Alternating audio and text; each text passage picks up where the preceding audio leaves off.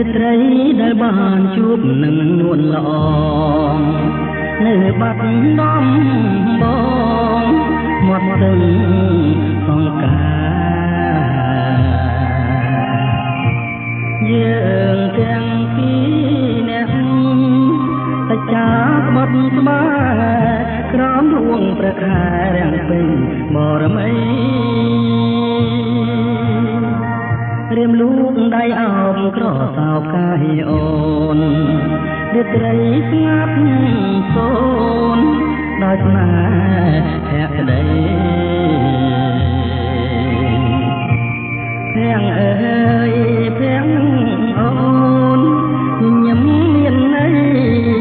ប្រហើក្លិនស្រីជាប់នឹងដៃបងរីត្រីរនោចដូចផ្ដើមនឹកពេល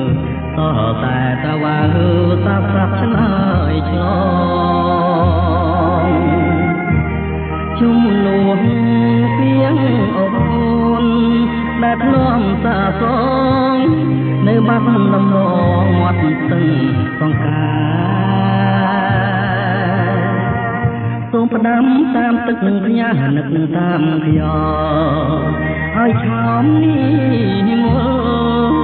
វិលមករកណាដូចរាត្រីកាលពេញបរមីខា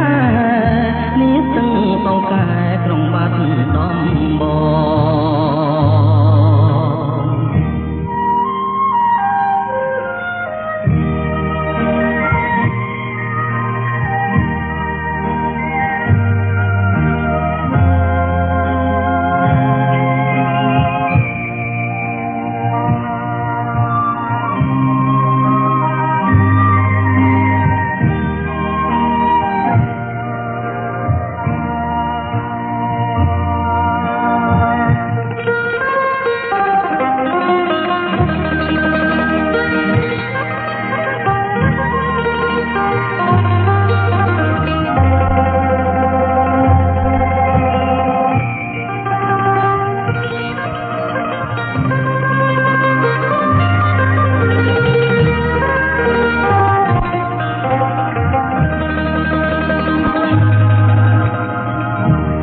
រី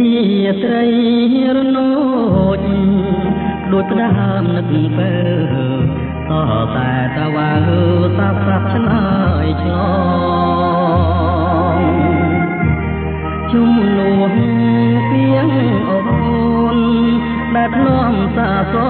ងនៅបាត់ដំបងមាត់ស្ទឹងសង្ការ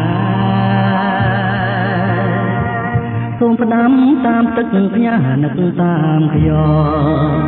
ឲ្យឆោមនេះវិលមករកណាដូចរាត្រីកា